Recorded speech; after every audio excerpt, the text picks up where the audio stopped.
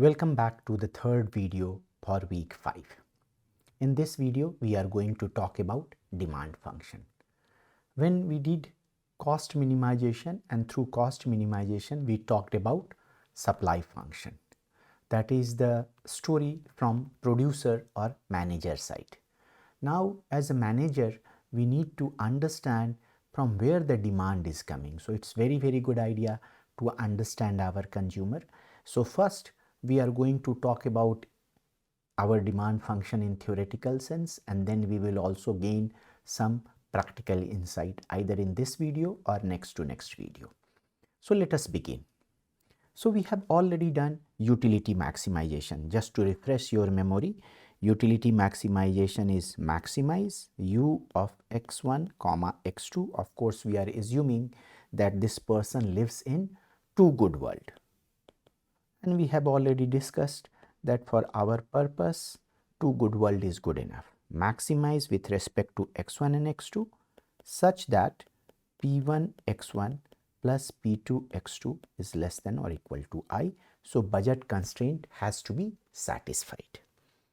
Although we write here maximize utility, but we are not necessarily interested in that maximized level of utility. What we are more interested in is the argument x1 star and x2 star that maximizes the utility. So our main concern is to get argmax, and once we solve it, we get x1 star as a function of p1, p2 and I, x2 star again as a function of p1, p2 and I. And if we plug it back in u, because here is x1 star and that is going to be a function of p1, p2 and I, and x2 star is also going to be a function of p1, p2 and I. So this u becomes basically a function of p1, p2 and I. So we can say here directly it is function of p1, p2 and I. These two are basically demand function. In fact, we give them a special name. We call them Marshallian demand function. Alfred Marshall was first textbook author of economics. He wrote Principles of Economics in 1885. In his honor, we call these demand functions Marshallian demand function. Why are they demand function? What is a demand function? That it gives us the quantity demanded as a function of its own price. You see here x1 star is being written as a function of p1, x2 star is being written as a function of p2. Therefore, these two are demand functions. Okay, this is, by the way, is called indirect utility function. What is so special about it? It doesn't care, it doesn't try to obtain x1 star or x2 star. It directly gives that, okay, p1, p2 and I are the prices in the market. How much is the maximum utility that can be achieved? That's what it gives. So how are we certain that x1 star, x2 star as well as this v can be written as a function of p1, p2 and I? So what we have a model that takes certain inputs. What are these inputs? p1, p2 and I. There are no other inputs. So p1, p2 and I. And what does it turns out? It turns out basically x1 star and x2 star, and they give us v.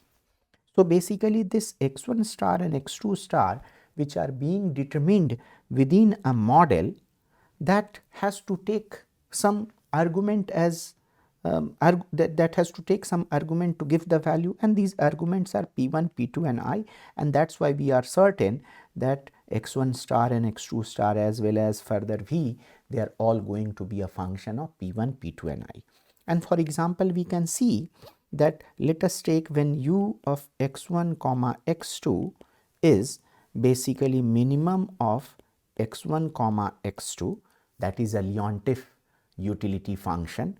If you solve it, you will figure out that x1 star is going to be a function of I, p1 and p2, and particularly you will get this form, and x2 star is also going to be a function of this. So clearly x1 star is a function of I, it's a function of p1, it's a function of p2, and that's what we have obtained. In other case, remember another utility function we had taken in this form, we had x to the power half plus y, and we figured out that here x, if income is sufficiently high, then x is going to be a function of P and Q, price of good 1 and price of good 2, and it's not going to be a function of I. So are we saying here, we are saying here that x1 star, let me indicate it clearly, that x1 star is a function of I. How come it's not function of I here? We can say this is a function of P, Q and I to the power 0, which is equal to 1. So we can say that it is function of I as well. So this is the way we obtain, and when we obtain demand function through utility maximization, those demand functions are called Marshallian demand function. So that we should understand. Okay. I should also add, although it's not on this topic, but we should also add that the marginal utility of income that we had obtained can basically, when we say marginal utility of income, we obtain it is equal to mu1 divided by p1, or it can also be equal to mu2 divided by p2 if the person is spending positive amount of income on both good at optimal level, and these are, we call them marginal utility of income. Basically we can obtain marginal utility of income from there also. Marginal, let me write it, marginal utility of income is basically dv di, del v del I, means we are not obtaining anywhere, we are obtaining at optimal level. So at optimal level, utility, indirect utility is a function of P1, P2 and I, and we want to see how income is changing the indirect utility. So we have to take the partial derivative of V with respect to I. Let us look at it graphically. Okay, and this is not my graph, I have given you the source. This graph has been released in Creative Commons, that's why I can use it. So just to indicate how things are, let us say this is basically a budget line. This is a budget line that we are getting. This is a budget line, and this is an indifference curve, and we are getting the optimal level is here, y1. In this graph, on x axis we have good y, on y axis we have good x. That's funny, but that's the graph I could find on internet, which is available in Creative Commons. I cannot use just any graph, I have to use the graph for which the author has given permission to others to freely use it. And what happens? Let us say the price of good y comes down. If it comes down, then of course the budget line will rotate like this outward way, and now this is the new budget line and optimal point is here. So this is where you get optimal point, and similarly you increase it further, then this is the new budget line and optimal bundle is here. So this is what we get. So this graph is in x, or we should say yx plane. The same points can be plotted into y and py plane, where y is the amount of good y and py is the price of good y. So we can have y1 here, y2 here, and of course in this budget line there is inherent price, and let us say that price is P1, that price is P2, that price is P3. So this is the graph that we get a demand function which looks like this. This is called Marshallian demand function.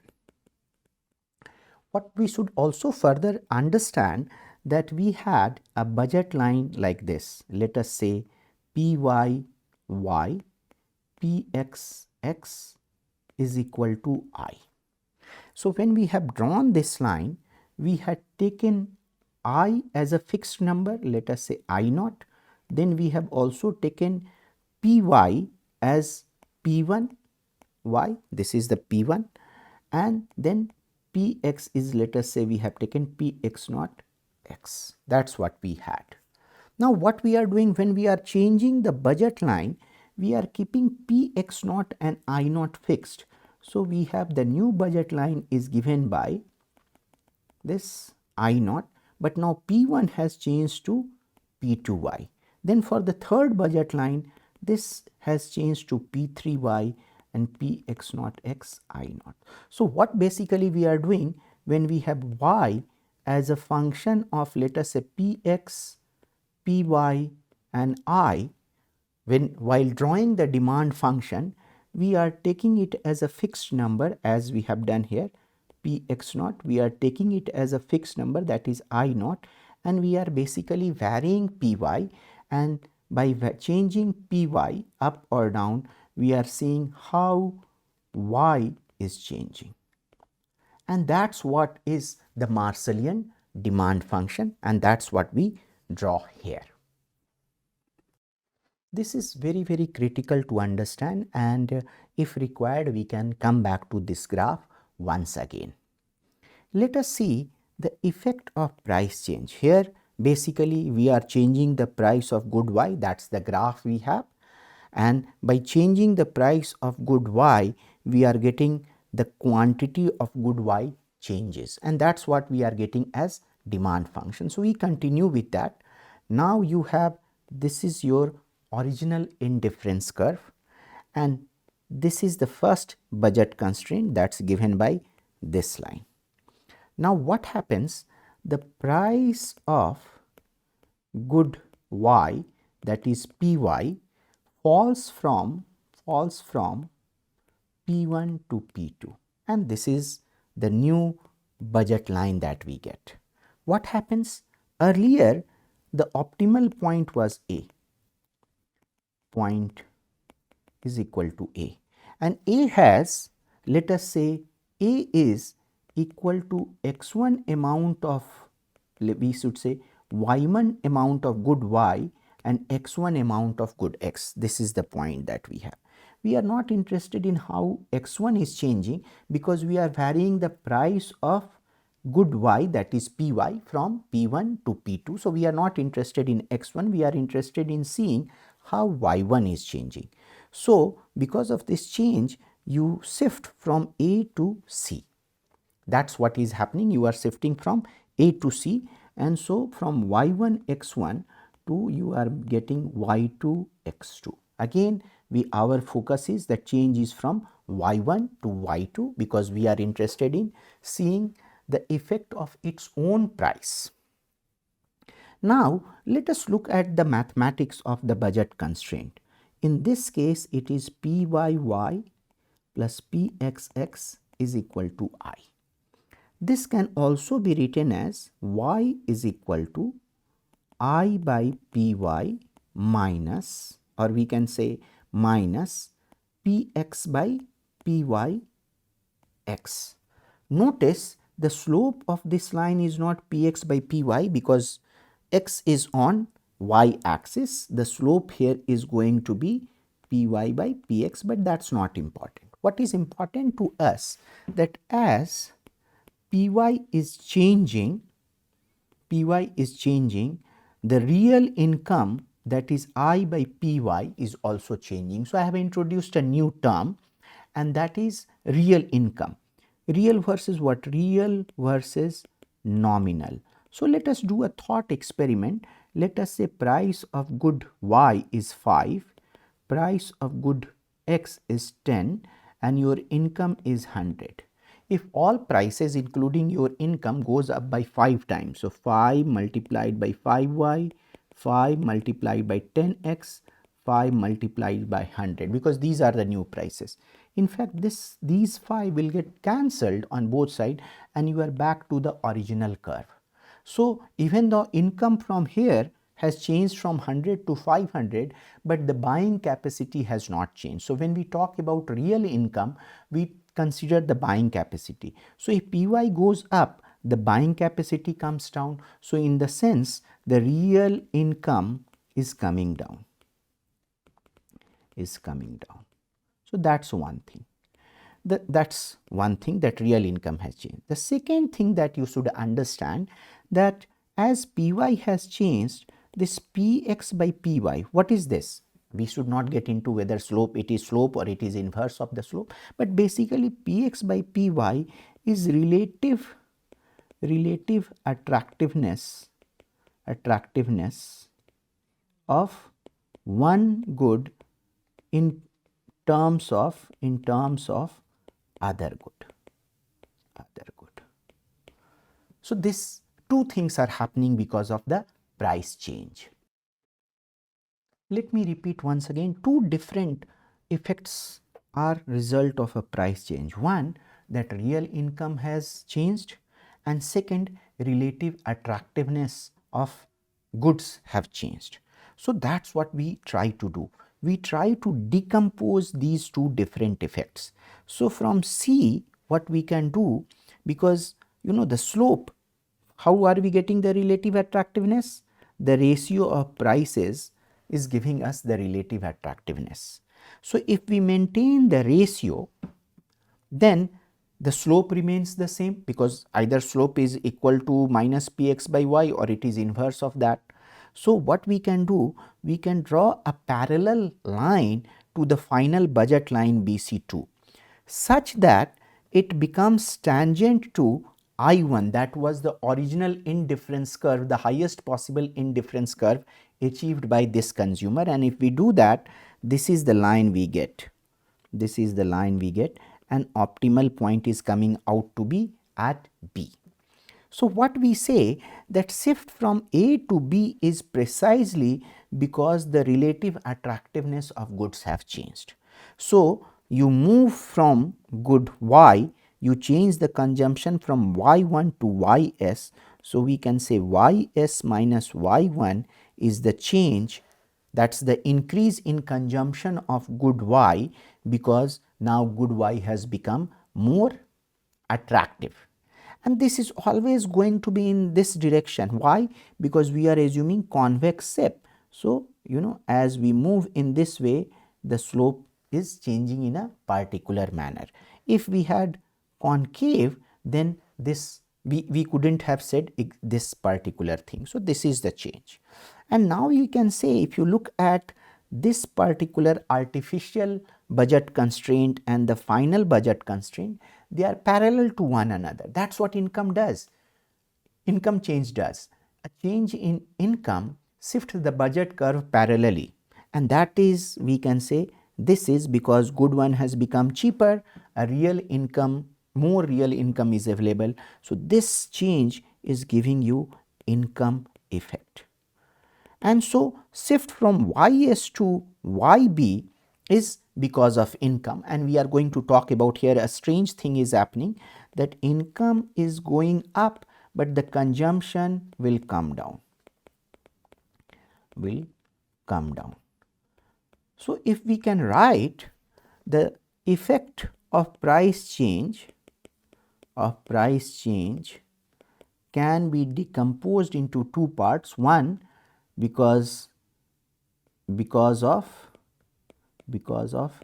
change in relative attractiveness, and second, because of change in real income. So in fact they should be added to get the total change. This first change is called substitution effect, and the second effect is called income effect. And so if we talk about little bit of detail, whenever price of good comes down, its relative attractiveness would improve, and substitution effect will say that you consume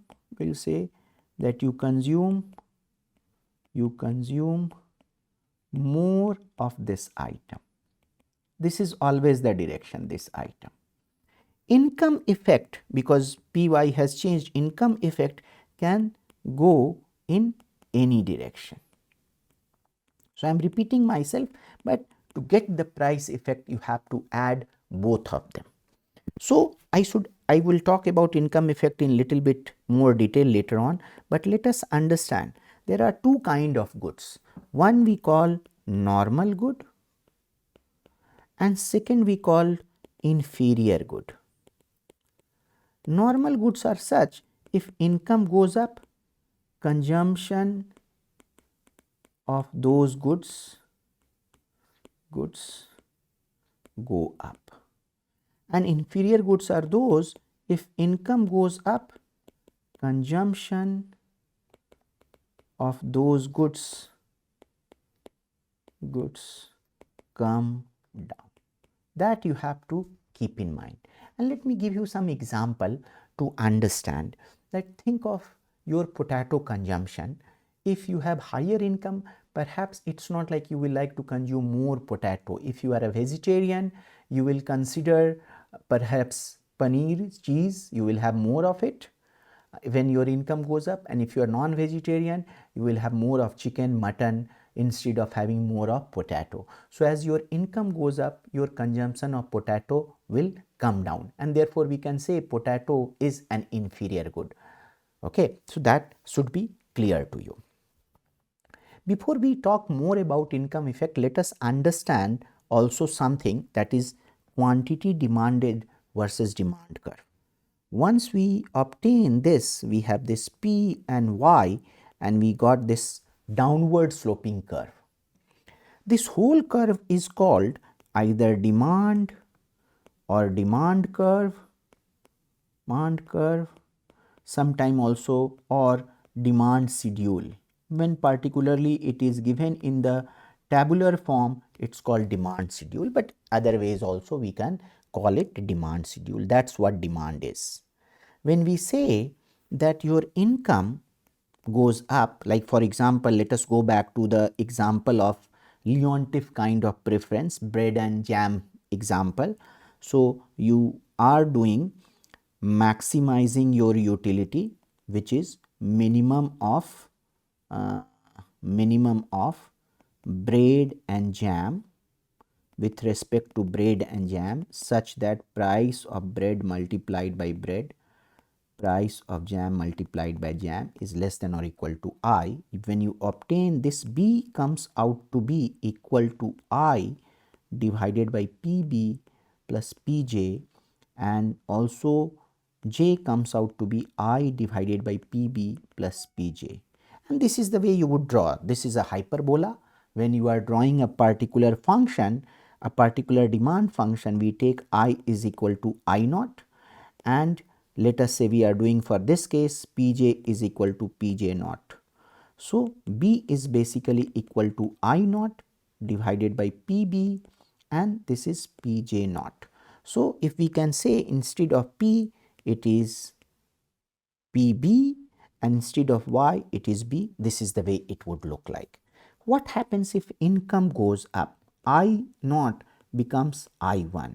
So the demand, the new demand is this, and new demand, because I1 is higher than I naught, so the new demand is going to look like this. So whole curve shifts outward.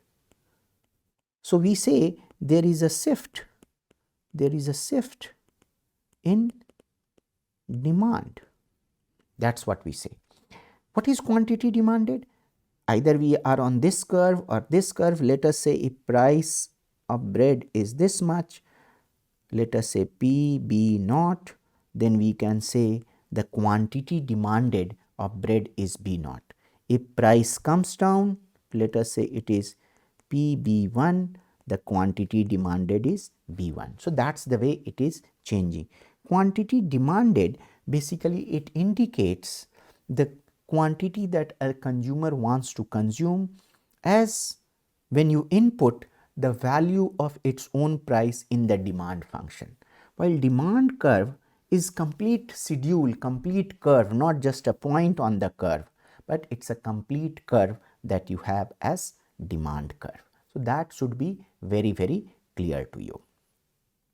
Let us come back to now effect of change in income. What is happening? Now let us say here is BC1, that is the first budget line, and your income is going up. There is a parallel shift that you get in the demand curve. Earlier here is the optimal point, so you want to consume Y1 amount of good Y, and because of higher income now you want to consume high amount of Y2. So the way this graph is drawn, let us see, if income goes up, consumption for good one increases to Y2, but for good X, its decreases from X1 to X2. So both are possible. For one, this is a normal good and this is inferior good. And I already gave you the reason that this is what it is. What's happening because of the change in income? The whole curve has shifted. Curve has shifted. In fact, one can draw a curve like this where you have amount of Y here and amount of income here, and it can come down, in this case, or it can go up. In this case, it's going up, although we have only 2 points, it's going up. If it is going up, as income is increasing, you are consuming more. This is in the case of normal and this is in the case of inferior. You don't need to decompose, because if you write the budget curve, this is Pxx plus Pyy is equal to I. This is the budget line. You can do less than or equal to sign also. If income is changing, relative attractiveness is not changing, only one part is changing. So what we have learned in case of the price change, there we have learned two effects, substitution effect as well as income effect. Here we have to concentrate only on the income effect. Great. Let us look at all the factors once. What are the factors that affects the demand function? So first is of course test, or we can say preference. They decide that how should the demand function look like. They are the prime motivator, prime determinant of the demand function. Second is, one can say, income. Income also decide that how the demand function is going to behave, and we can have two different kind of goods. One is normal good, that demand increases if income goes up, and inferior good, that demand decreases if income goes up. So that is the second factor. Third, one can look at prices of other goods in the market. Like in the case of Leontief function, we figured out x, the demand function is basically Px plus Py. So it depends on Py also. So if Py goes up, let us say this is the way demand looks like here, this is Px and here is x. If Py goes up, it will shift inwards in this particular case, and that's very important to understand. In some cases it could have shifted upward if price of other goods have increased. So we can say there are two kinds of goods. One is substitute good,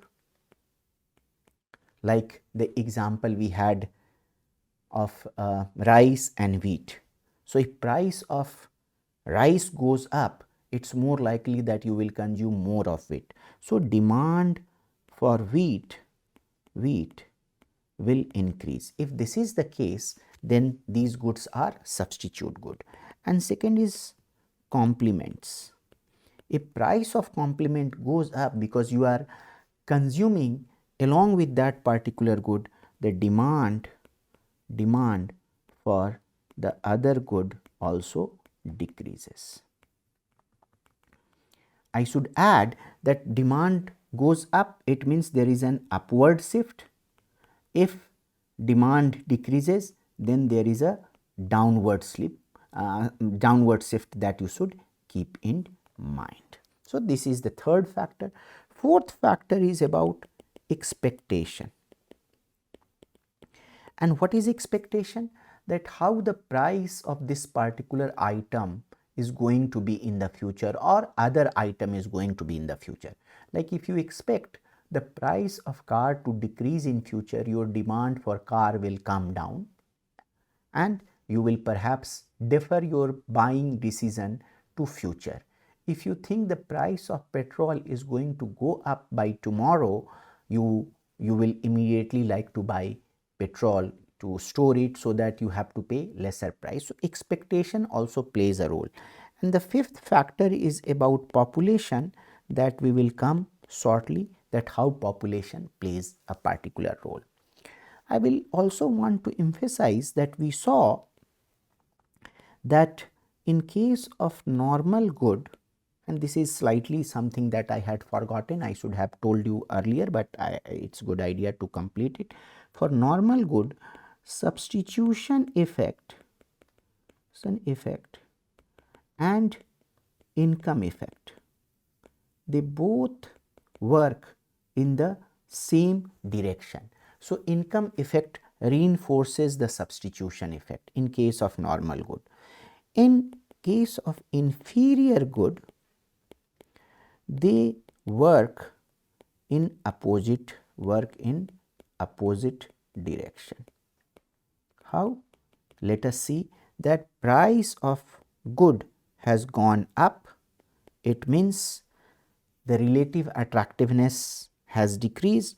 You will consume less of X, and because price has gone up, you have less income. Less income means you will consume more of good X, because good X is inferior good. So they are working in the opposite direction. There is a theoretical construct. In reality, we do not find any example that not only they work in the opposite direction, in magnitude, income effect is larger than the substitution effect.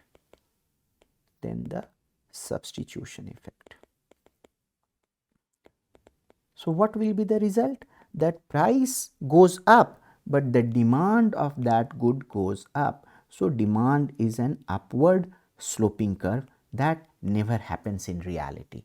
Such goods are called given goods, and they exist only in textbook. They don't exist in reality, but I thought it's a good idea to understand what they are.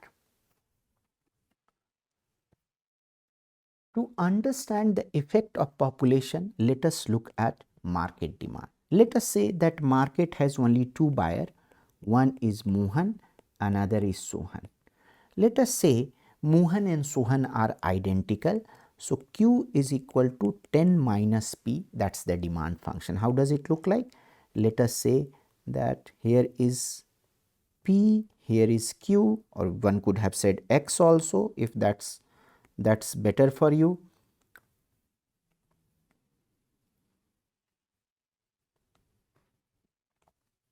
This is X, and if I say that demand looks like that it is 0 above 10, although we don't write it, but we can say better to write would be X is equal to maximum of 0 comma 10 minus P. P has to be greater than or equal to 0, and this is the case with Suhan also. So Suhan's demand is also, let us say, Y is equal to maximum of 0 comma 10 minus P. Although we are writing here demand function like this, but how are we drawing?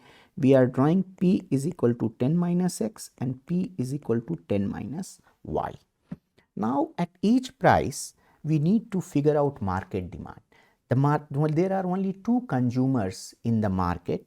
So whatever, at each price, we can take their quantity demanded and add them up. So like here at this, let us say at 11, both are demanding 0. So for all price greater than or equal to 10, the quantity demanded, which is equal to X plus Y, this is equal to 0. So that's what we get. If P is between 0 and 10, how would it look like?